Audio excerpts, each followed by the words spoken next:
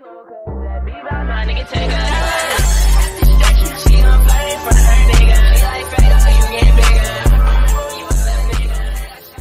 what's up guys, it's your boy OgMk. Today we're reacting to another video. Now today's video we're going to be reacting to RondoNumbaNine's Snuck a RPG into Chiraq. Nigga, what? How the... First of all, I can't even think how a nigga can walk around with a whole RPG, bruh.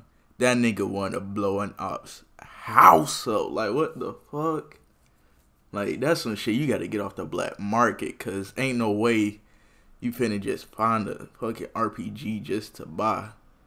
And how the hell you bring it into Chiraq? Like, when you got out the car or whatever with this shit, ain't nobody, no niggas saw you with this shit? Like, what the fuck? But you finna get right into it. I need to see how this was one of Chicago's hottest rappers in the early drill movement. But unfortunately, his career was cut short after he got hit with 39 years in prison for the murder of a cab driver. Let's tap into the come up criminal history of RondoNumbaNine. RondoNumbaNine was born and raised on the south side of Chicago. Boy, keep this nigga in jail, boy. So this nigga had a whole RPG. But he's from the 600 set of the Black Disciples and was inspired by rappers like Lil Durk and Chief Keef to start making music. He dropped his first mixtape, I'm Up Next, in 2012, after only rapping for about a year. But he was cool with all the other popular BD rappers from his hood, like LA Capone and Lil Durk. So he decided to try it out and quickly became one of the most popular rappers from 600. He dropped multiple singles that had the streets on fire, including Hang With Me, Taliban, and Play For Keeps with LA Capone. His music videos also started racking up millions of views on YouTube. Many thought Rondo was next up out of Chicago and that he would continue the trend of BD rappers making it big. But his criminal past put him on the radar of police and made it hard for him to transition from the streets into music. Rondo's first arrest came after he posted a picture of him. But what the fuck? This nigga got a fucking bazooka. This nigga got a bazooka in a trap house, my nigga. What? I mean, this right here says it all, my nigga. Like, this nigga really got Black Force energy. Like, bro, this shit is crazy. On social media, holding an actual rocket launcher with the caption, "Cooling it with my new baby." The rocket launcher looked like an AT-4, a Swedish RPG that was also used by the US military. The one Rondo had a blue stripe, meaning it was only for training and not live combat. Rondo was already blowing up as a rapper, so the pictures immediately grabbed the attention of the police. The cops were already monitoring all of the up-and-coming gang-affiliated drill rappers in Chicago. So when Rondo posted a pic with the RPG, they was all over it. They posted a bulletin in the neighborhood, letting residents know that there was a gang member on the streets with a rocket launcher. It even had Rondo's picture and his government name. They also quickly started searching for Rondo to discover if the RPG was real and find out how he got it. Rondo deleted the photo from his Instagram, Rondo to the launcher. It even had Rondo's picture, letting residents know with the RPG. They just said it was. They posted a bulletin in the neighborhood, letting residents know that there was a gang member on the streets with a rocket launcher. It even had Rondo's picture and his government name. They also quickly started searching for Rondo. They just said it had the blue stripe or whatever. Find out how he got it. Rondo deleted the photo from his Instagram and said it was all a joke. But another rapper named P. Rico would later post a pic with a similar rocket launcher to his own Instagram. There's no telling if it was the same one or if someone in Chicago had a plug on RPGs. But it shows how wild the city really was during that time. It's not clear if Rondo actually faced any charges because of the RPG, but it don't look like he did jail time for it. On September 26, 2013, Rondo's best friend, LA Capone, got killed after leaving a recording studio on Stony Island Ave. He was still alive when the ambulance arrived, but later died from blood loss. 3 men from 051 Young Money Gang, one of 600's main ops, were later arrested for this murder. LA Capone's death was a major blow to 600.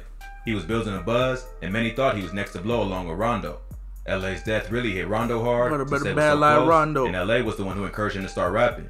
So he posted on social media to mourn the loss of his right-hand man. But LA's death wouldn't stop his hustle, and Rondo dropped his next mixtape, Real for Life 2, which featured guest appearances from Fredo Santana, C-Day, and even LA Capone. Aside from all the talent that Rondo showed on this project, it would unfortunately be his last because he got locked up for murder not long after.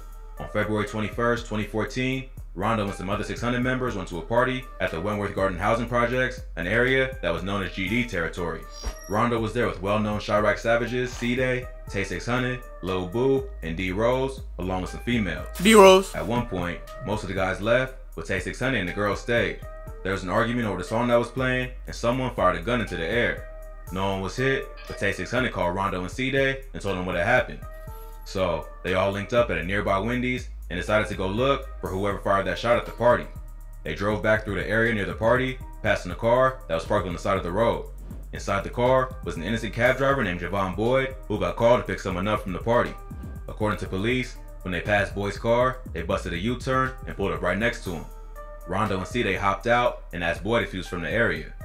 After he told them that he was, one of them pulled out a gun and shot him 7 times. Rondo and C-Day got back in the car and left the area, leaving Boyd to die or bleeding out.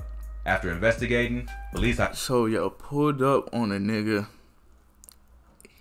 asked who he was, so he said, I'm a cab driver. And y'all shoot him anyway? Like,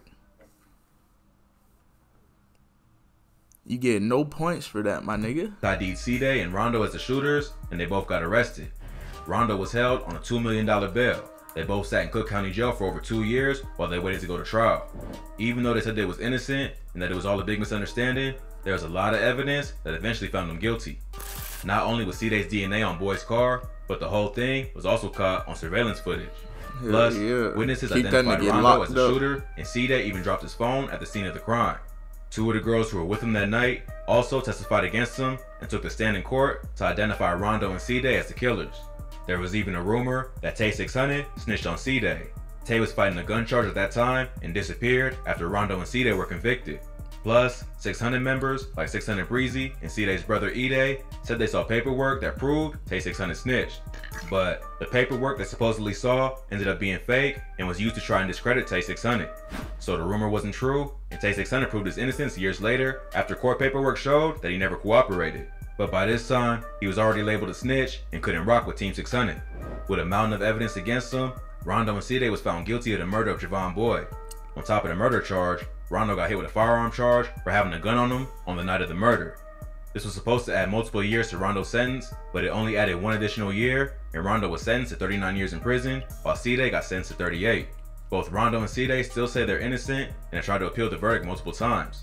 C-Day's lawyers claim the prosecutors ain't provided enough evidence to prove a first-degree murder charge because the motive wasn't good enough to prove why he planned out the attack. Rondo, on the other hand, blamed his legal team and says they never questioned the possibility that C-Day acted alone. This brought up snitching allegations against Rondo for admitting that C-Day was the killer. But when you're looking at the next few years behind bars, street code starts mattering less and less to him. Plus, he ain't actually accused C-Day of anything, he just blamed his lawyers for not exploring every option. Both of these appeals got shot down because there was more than enough evidence to prove they was both involved and took Boyd's life with no mercy. So, for now, Rondo and C-Day will probably serve their full sentences. At this time, Rondo's projected release date is in 2056, but he's eligible for parole in 2053. That means he'll be 57 before he's released. RondoNumbaNine's story is pretty tragic.